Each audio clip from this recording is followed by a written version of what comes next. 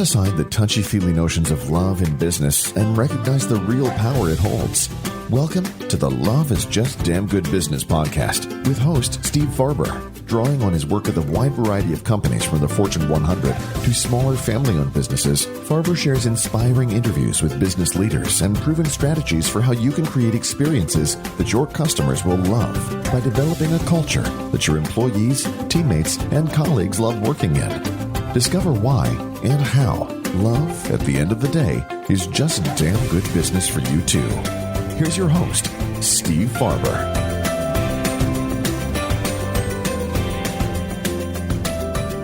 Hi, this is Steve Farber, and welcome to another episode of the Love is Just Damn Good Business podcast. Today, my guest is Mary Miller, the CEO of JANCOA Janitorial Services. That's right, Janitorial Services. So a company that does cleaning services for office buildings and industrial sites is a good case study for love in business. Oh, yes. More than you could ever imagine. As a matter of fact, the company went on to create, and the culture that they went on to create at JANCOA is so remarkable that it actually became the foundation for Matthew Kelly's very famous and very wonderful book called Dream Manager. See, here's the thing. This is not an easy industry, right? In the janitorial industry, employee turnover averages 380 to 400% a year. But the Millers reduced that with their amazing JANCOA culture to under 100% and grew the company from 65 employees to more than 550. The key to employee retention, they discovered, rested in how effective the company was in improving the quality of life for its people. Now think about that. Company who's devoted to enhancing the experience of being a human being for their employees. That's the essence of what makes JANCOA an incredible company and what makes our conversation with Mary Miller so extraordinary. I know you're going to love this, so stay tuned for my conversation with Mary Miller, CEO of JANCOA Janitorial Services, Inc. I was not on anybody's list, Steve, of being most likely to succeed at anything. My path has definitely been the less traditional path to where I'm at today. It was never intentional until later in life. I was in survival mode myself for a long time.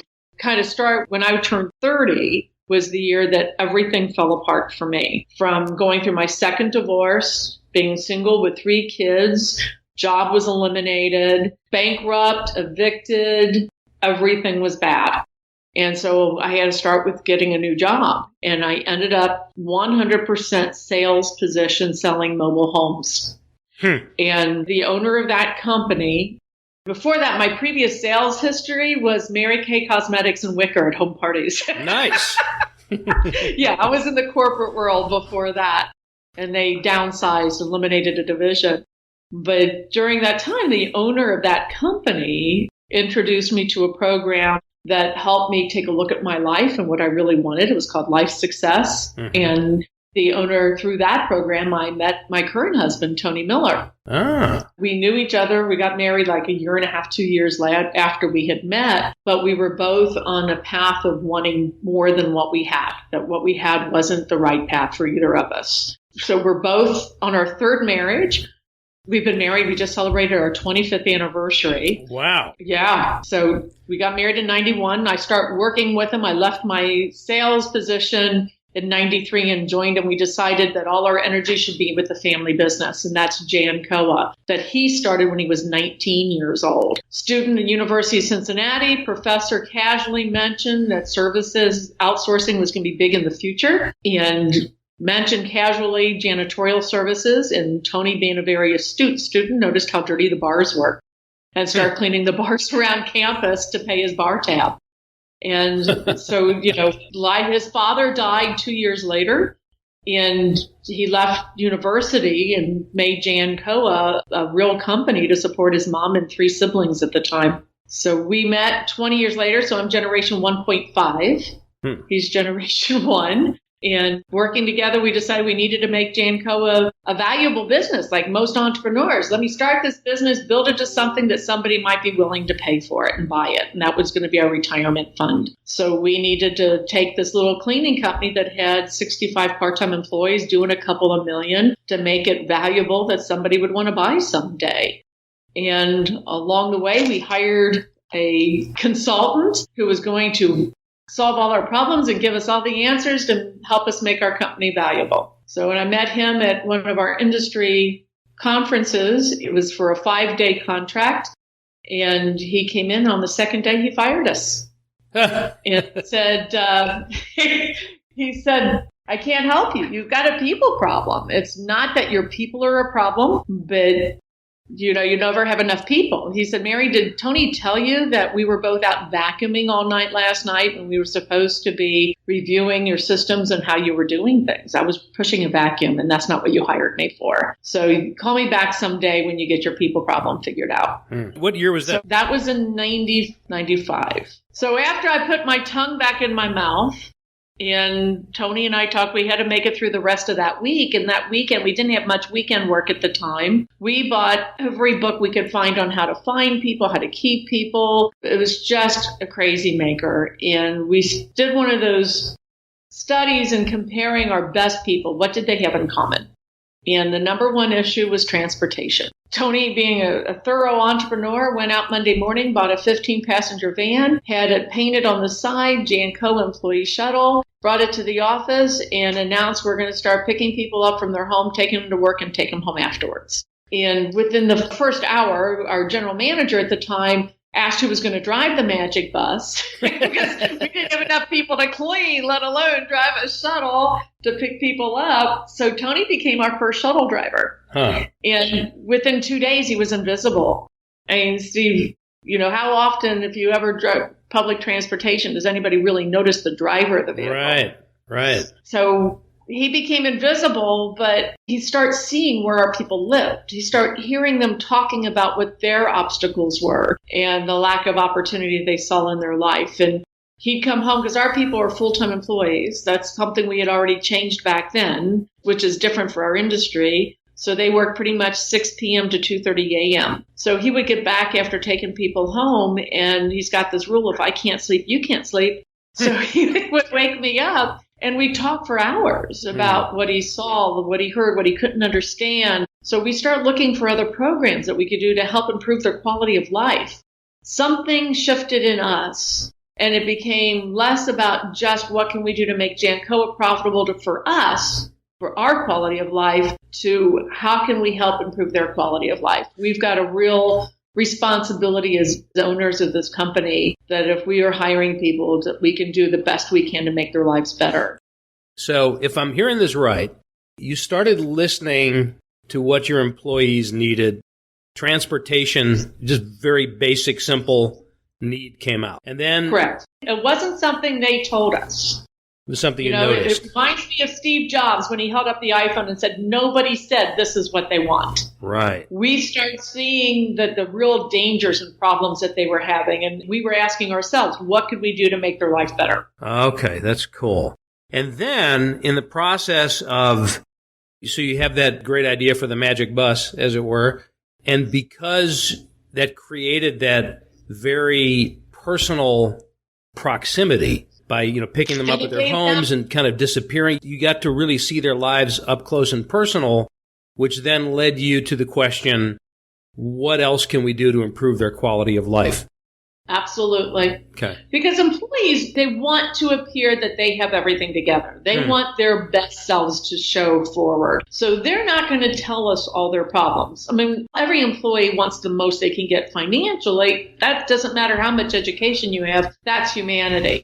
But we knew that the transportation was an issue, so we put it together, and that immediately stopped the bleeding of the turnover that we had. It started tracking because nobody else was doing anything like that. And our public transportation to the jobs we had in the locations was non-existent. So this was very unique and very different than anything else. So then we start looking at, back in the late 90s, And for early 2000, there was a lot of first-time homeownership programs. So we connected locally with that, and we helped over 20 families buy homes. Many of them were first-generation homeowners. Wow. If you go to YouTube and type in JANCOA, a video will come up that was originally created for Compassion International. It was about creating conversations for the working poor. And they used our story. They interviewed Tony and I, and they also interviewed a couple that's worked for us for a long time and still do. And they've owned their home now for about 13 years. Wow. And they were the first generation homeowners, both of them. They have 8th grade educations. Amazing. Yeah. And then we started doing English programs and Spanish programs to help people communicate better, trying to create as much as we can to help with literacy, financial, as well as reading, and trying to help connect them to ways where we had this thought that we wanted to reduce our turnover and we wanted to help improve their quality of life. So our agreement that we proposed was, come work for us, give us your best 3 to 5 years. We'll help make the connections you need to improve your quality of life and make your life the way you want it to be. Because what we've realized is nobody dreams of being a janitor. That's a transitional job on the way to someplace, but a lot of times people forget where they were on their way to, and they don't know what they don't know. And since the Dream Manager book was published, which I'm getting ahead of myself a little bit, but I just feel like I need to say that what we have found is it doesn't matter what type of job people have or how much education or money, even for that matter. People have stopped dreaming because of different disappointments and things that happen in life over the years, whether it's death, divorce, losing their jobs. So many things keep people from dreaming big again, like they used to when they were younger in high school and in college. So that's been really a great experience in realizing that this is a message important to everybody, not just the janitors working in your building. And a mutual friend, actually it was the man I used to work for that introduced me to Tony, introduced us to Matthew Kelly. And they were doing a men's weekend out in Colorado, and they had invited Matthew to come along. So Matthew was hearing all these stories of what we were doing, and he kept telling Tony, these are great stories, you should write a book. At that point, Matthew had already written 10 books. So I guess he thought anybody could write a book. Right. So we had him over to our house. Rediscovering Catholicism had just come out, and he had dinner at our home. And I mean, Tony actually had to leave dinner to go take care of one of our buildings because the supervisor got in a fight with another employee physically. So he's seeing these stories firsthand of what we had to deal with. So after that, he came back and approached us a couple years later and said, okay, I just got back from walking the Camino Trail. It was very inspirational for me, very spiritual. And I need to write this book about what you guys are doing. And that was our first licensing agreement. And we didn't want the book to be about us, Steve, because the whole thing is about, there's too many naysayers and everything else and haters out there with competition being the way it is. We wanted people to get the message about the program, which today I know is really not just about the program, but about the culture change and the shift that it makes when a company shows they really care about their team members and what a difference that can make. Yeah, that's fabulous. So then you wanted to address employee turnover. And correct. It's really fascinating because what a lot of companies will do in kind of the tech sector and the white collar world, it's, you stay here for X number of years and you'll vest in whatever stock ownership there is, et cetera. What you're saying is you stay here for 3 to 5 years and we'll invest in the quality of your life. And what's been magical about that is people don't want to leave.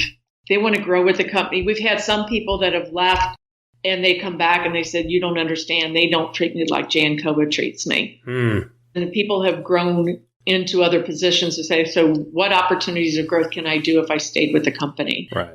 It reminds me of Maya Angelou's poetry. I know why a caged bird sings. And too many companies brag about the golden handcuffs. But if you don't have people that are willingly there working for you because they want to help you achieve your goals, it undermines everything about the energy and culture and everything about that business. Have you ever had an instance where you helped somebody achieve their personal dreams to the point where they made a decision to leave? Oh, yeah, many times. And that's the hardest part. When I'm touting the Dream Manager and telling people what a great program it is, and I lose great key people. I mean, one of the team members that I had in our management team, he was a college graduate and he was doing amazing things. And we helped him out with getting an additional degree in IT that he was passionate about. And he left us to go work for Cincinnati Children's Hospital. And he's still there in their IT department. And he loves what he's doing. I mean, he did great here, but he was lacking that passion component that he has today. So I have this vision, Steve, that the whole world in all of our lives is like this huge jigsaw puzzle. And each one of us is a unique puzzle piece. Like every puzzle piece is unique. And when we're not doing what we're made to be, the whole world suffers because they're missing that key component of putting that puzzle together. And, how many people probably are looking at you as a speaker, an author, and all this success, and they want to model their life after yours rather than just looking in the mirror and saying, okay, what do I love to do? What comes naturally? What am I passionate about that can make a difference in my life and the lives of the people around me? To me, that's what this is all about. So when you lose somebody who's talented like that you really love, and you want them to stick around, but yet they're going to pursue their dream, is that a complex feeling for you? Or is it, oh, that's awesome, go pursue your dream, even though we're experiencing a loss of having you here? Oh, I'm not. I don't deny my humanity. And I let them know I'm really going to miss you. And I'm sorry you're moving forward, but I'm so excited you're going after what you're passionate about, and make sure you stay connected so that we know what's going on in your life. And it's made a huge difference. I also see that you used to work with Tom Peters. Yeah. And a couple years back after the book, he found the book when he was traveling at an airport. I think it was on the West Coast. And he started doing video blogs about the book and how genius Matthew was at coming up with this concept. So I reached out to him, and we ended up speaking at the same conference. He was the keynote. I was one of the educational sidebars. So we got to talk before his keynote. And he says, you got to tell me, how did you come up with this concept? And I said, well, the old saying, necessity is the mother of all invention. And he says, yeah. I said, we were in desperation mode. He said, I love it. You know how animated he gets. He said, that's the way life works at its best. When you're in enough pain, you're willing to do something different. Yeah. So my goal is to get people to make those changes. And that's my new book is out called Changing Direction. Let's make some changes before you're in a lot of pain to be able to figure out what it is you really want to do. Yeah, wouldn't it be better for all of us if we changed direction because we were pursuing our passion, not because we were in pain? Exactly. Yeah, this is an area that Tom and I have always had kind of, I'm not going to say a disagreement on, but a different approach to. Tom's approach is if you piss people off enough, they'll change. Right? Oh, man. And that's true to a certain degree, but it's not the greatest way to live. I would rather encourage people to pursue their heart and make those kind of decisions before it gets... Listen, not to say that we can avoid pain in our experience as human beings, but that shouldn't be the main driver, I don't think. I agree. But you know what? It's interesting because when I left the Tom Peters Company, I was vice president of this company for 6.5 years, and I left there to pursue my own thing, and I transitioned out over 6 months. Given your experience as an entrepreneur and the way that you've addressed, universal entrepreneurial challenges like reducing turnover and increasing profitability and all that stuff. Because that's the secret sauce, Steve. People will dismiss the dream manager because they feel like it's too warm and fuzzy and not professional. But the companies like ours, what we have found, and there's Fusionsoft is using the program, Neseret in South Africa is using the program. It shifts the culture in such a way that it increases efficiency. When you have the same people doing the same job that are working towards something and not just going through the motion, your efficiencies increase, the profitability increases because of the consistency. And having the same people in the same position. Our customers love that differential for us, that they don't have different people in their building every night cleaning because our retention is so much better. But even companies like Infusionsoft and Neseret's an IT company in South Africa, they even changed their homepage of their website to say supporting the dreams of the doers. Yeah. Because when people are working towards something, and what happens so often is people get a dream job, so they stop dreaming. Interesting. Boy, that's a really interesting kind of a paradox, because I wish that were the major challenge, that so many of us were in our dream jobs, and that's why we stopped dreaming. But it's not the major challenge. The major challenge is so many of us are taking it, feel like we're compromising or settling to take a job because we need the money. Even if it's a cool company and all that, it's not what I, quote, really want to do. And we give up on our dreams because we feel like there's somehow pursuing my dream and making a living are mutually exclusive ideas. That's my passion, is to get people excited. And it doesn't mean that you have to leave your job or your company. It could be other things in their life that's lacking the passion because they're going through the motions of waking up each day, going to work, working all day, coming home, having dinner, being in front of the dead TV and having no passion, no activities. And then some of the ones that are in activities and raising kids, they're so busy getting their kids involved in the right groups and the right schools, they're no longer doing anything for themselves. So correct me if I'm wrong on this. I mean, obviously, our work is very simpatico. I don't know how familiar you are with my body of work, but there's a lot of resonance and harmony. I know doesn't surprise you. But It sounds like that one of the things you're saying is, and you said this very clearly a few minutes ago, it's not about the job that you do. I mean, obviously, you're proving that with janitorial services. Nobody puts that down on their little third grade worksheet that says, what do you want to be when you grow up? But by giving people the opportunity to pursue their dreams, it brings fulfillment to their life, regardless of the job they're doing. That's one thing that I'm hearing. And the other thing about, it seems that you can't really pursue your dream until you're very clear on who you are. I think that's a really, really important factor. I think that one of the most important things when Socrates said the greatest gift we can give ourselves is to know thyself. And I think that that's a really important thing, is to take that self-inventory about what it is we love to do, what gives us energy, what is it we're always trying to become better at, and that we're always trying to be helpful at. Whenever we hear ourselves say, wow, anybody could do that, is a sign you're in the middle of your unique ability, because it comes so easily. But people are so caught up in trying to be what they think they should be because of the way that looks, that they're making their life more difficult than it needs to be. So if I could just do the logical extension on that, really what it sounds like what you do is you help people more self-aware. You help people know who they are, because that's where their dream emerges from, right? So really, it strikes me as it's kind of similar to, chop wood, carry water sort of Zen approach. Absolutely. It's not the work that you're doing. It's using the work that you're doing to go deeper into who you are as a human being.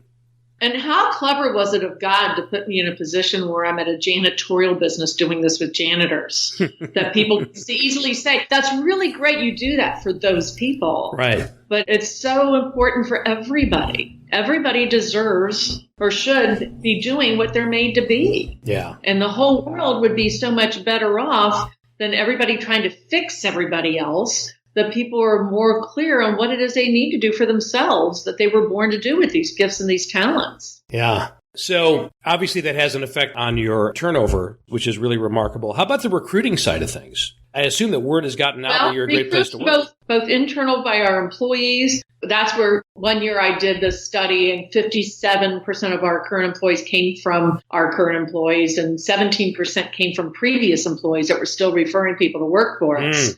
The exterior works the same way because of what we do and how we do it with our team members. Our revenue has doubled in the past 4 years, and we don't have a sales team. Wow. So it's all through word of mouth. Correct. We're up to 550 full-time employees, and that's just in Greater Cincinnati, and that's intentional. This is like our R&D. And we do full-time employees still. We have benefits for them. And we don't do anything like the standard that people do in our industry anymore, because we don't want to be like everybody else. And our model works for us. And a lot of people's lives are changed. 70% of our employees are immigrants and refugees that come here for a bigger dream. Their big dream was to come to this country for improve the quality of their life. So it's a big responsibility we feel, is to help them, okay, now you be willing to work this. And a lot of them are knowledgeable and were very successful in their home countries. So it gives them time to kind of connect with this new home and the culture, and what do they need to do to go after what's next. Right. That's fantastic. Do you have a presence outside of the Cincinnati area as well? No.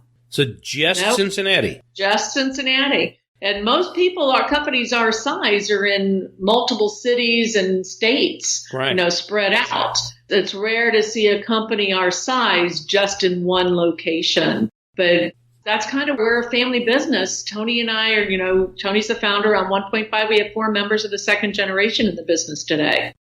So let's say, I'm an entrepreneur and I'm thinking in terms of the typical kind of Inc. reader. Small Right. to mid-sized business, entrepreneurial bent, always looking for new ideas.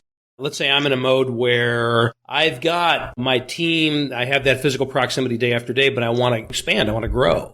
I want to open up offices in different cities or countries or whatever. What advice would you give somebody like that about how to take this approach and make it systemic so that it doesn't have to be driven by the actual, leader being there in person? I think the most important part is about the culture, Steve. What is the culture of your business? Is it going to attract? The first question we asked when we were when Bob fired us is, what do we have to do to be the type of company that people would want to work for? Mm-hmm. And at the time, there was this thing called the Yellow Pages. You could count all your competitors. Yeah. And at that time, there was 204 other cleaning companies in the greater Cincinnati area. Mm-hmm. So why would they choose us? What did we have to do that would attract them to want to work for us? What did we have to do in that environment to do that? What value were we creating for them? And so that was a big part of our changing direction, was embracing the change. We couldn't just keep going. We were already, the turnover in our industry is 380 to 400% average. We were 380, so we were an average business, so we thought we were doing pretty good. Wow. We stopped accepting average as being acceptable. So if you could be best at anything, what would that be? And how are you creating value for your team members and for your customers? Right.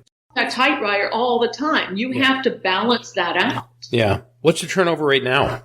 We're just under 100% right now. We've tried some new and different things this past year, and with doubling the size of our business, took in a lot of influx. So there's been a lot of changes that we've been putting in this past year. It's definitely been a learning year for us, but we are up to 550 and we're still 200%, 300% better than the industry average. Yeah, that's great. You're going to lose people because you've helped them find something better as well. We want healthy turnover. Yeah. Absolutely a healthy turnover. Yeah. That's been an interesting conversation among our management team, is what does a healthy turnover look like? As we help people move forward and release those that think we're like any other cleaning company and aren't willing to do the exceptional service that we require from our team members. Right. Yeah, that's always a great discussion to have, no matter how good your numbers get, right? Absolutely. I mean, that's the kind of discussion that keeps you on track no matter what. And, the thing is, if you've got people leaving the company and saying, hey, friend, hey, family member, you should work there. I don't work there anymore, but you should work there. You're looking for a job, go check them out. It's, I think I mentioned it earlier, Tom Peters was fond of saying, you shall be known by your alumni. When he was at his heyday, he was a pretty damn good billboard for McKinsey, where he came from, right? And it's that idea of people being better by virtue of their experience with you. Iron sharpens iron every time. Yeah, that's fantastic. Wow, what a great story, Mary. This is terrific. Thank you for listening to another episode of Love is Just Damn Good Business with Steve Farber. Join us again next time, because when customer and employee satisfaction just isn't enough anymore, we are here to back you up with specific ideas to operationalize love to make an enormous difference in your business, personal life, and the world around you. Visit our website at stevefarber.com to leave a review. And don't forget to share the love with your colleagues and friends, because after all, it's just damn good business.